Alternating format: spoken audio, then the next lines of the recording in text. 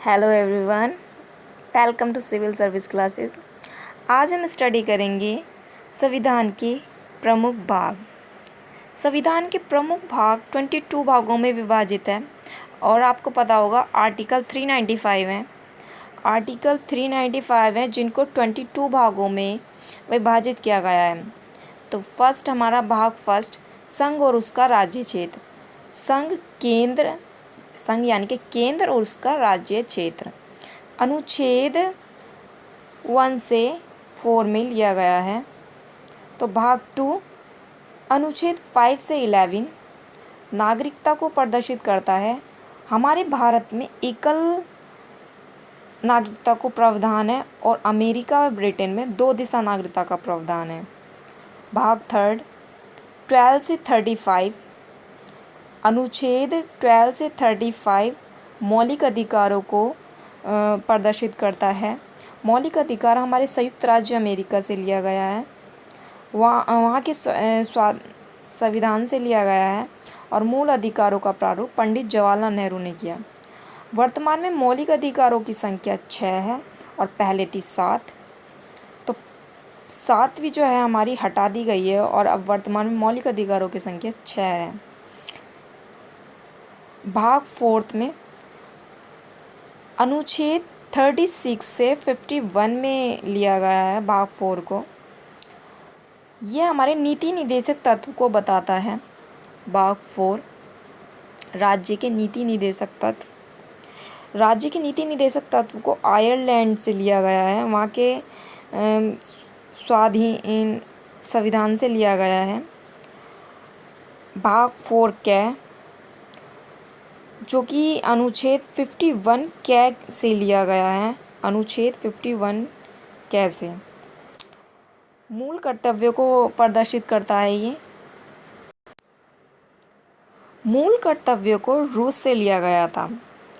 तो 11वीं जो है हमारी बताया गया है कि माता पिता या अभिभावक को अपने बच्चों को 6 से 14 की उम्र में प्राथमिक शिक्षा का प्रावधान संशोधन जोड़ा गया, जो कि 86वें संशोधन से लिया गया है 2002 में।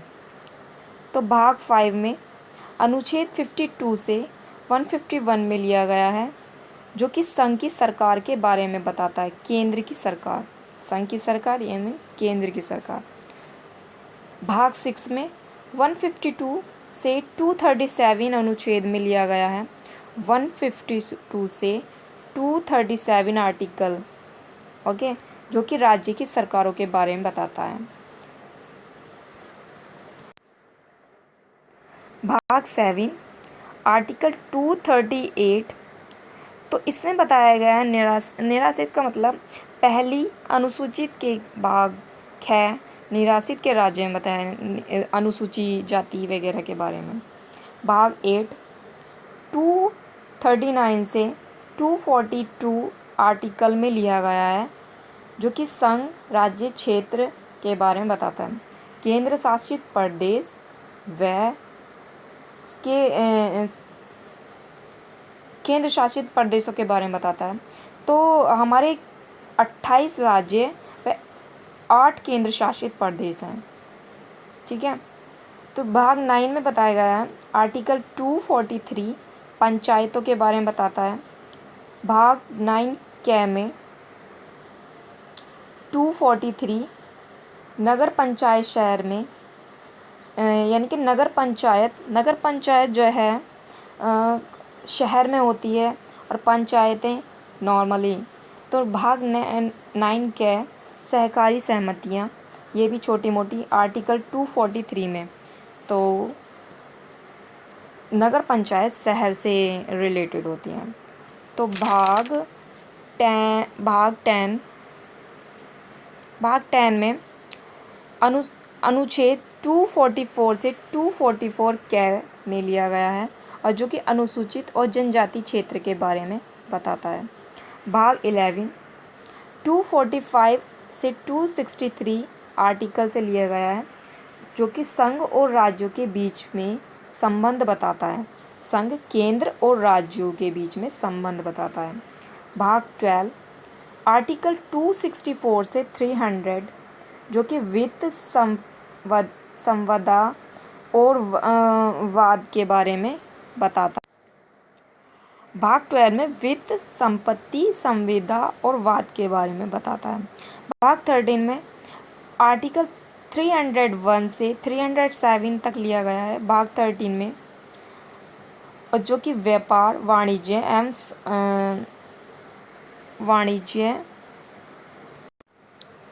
भाग 13 में व्यापार वाणिज्य एवं सामग्री से लिया गया है।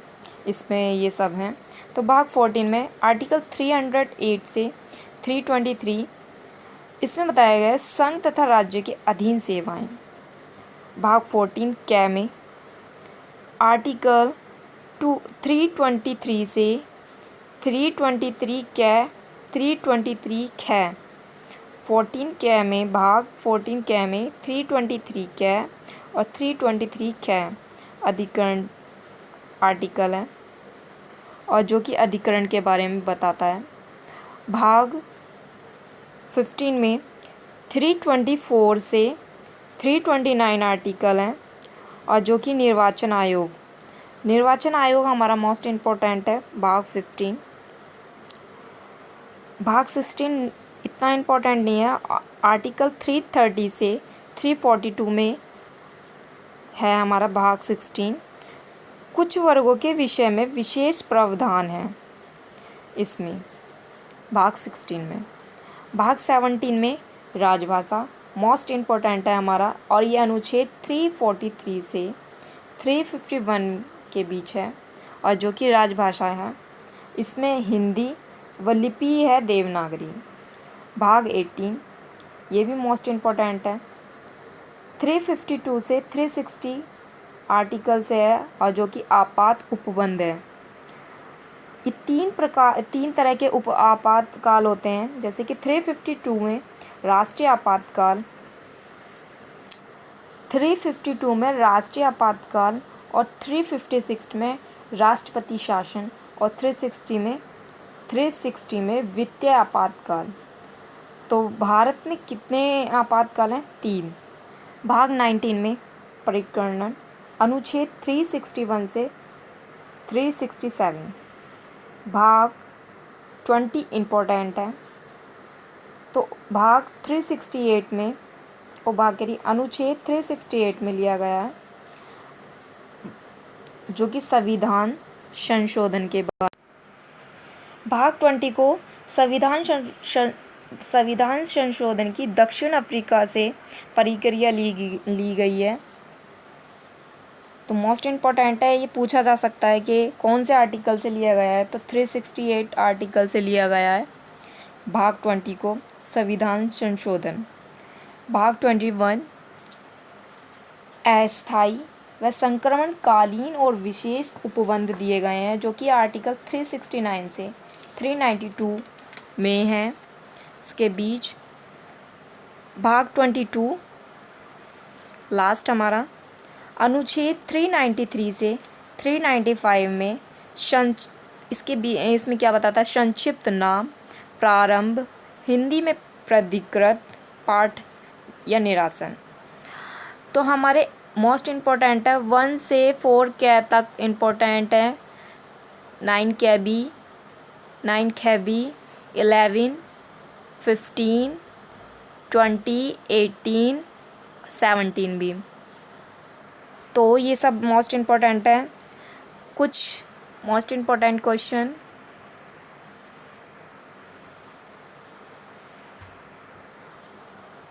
भारतीय संविधान को कितने भागों में विभाजित किया गया है? 22 भागों में। नागरिक से संबंधित प्रावधान संबंधित संविधान के किस नाम में है? भाग 2 में। सही सम्मिलित कीजिए। नागरिक, मौलिक अधिकार, मौलिक कर्तव्य, राज्य। तो नागरिकता है हमारे संविधान का भाग 2। मौलिक अधिकार है, मौलिक अधिकार आता है संविधान का भाग 4A। तो आंसर है हमारा मौलिक अधिकार संविधान का भाग 4A। तो और सब हमारे सही हैं। नेक्स्ट क्वेश्चन है, हमारे संविधान के किस भाग में 353 में पंचायत बनाने की परिकल्पना की गई है? तो भाग 9 में पंचायतों के बारे में बताया गया है। भारतीय संविधान का कौन सा भाग और अध्याय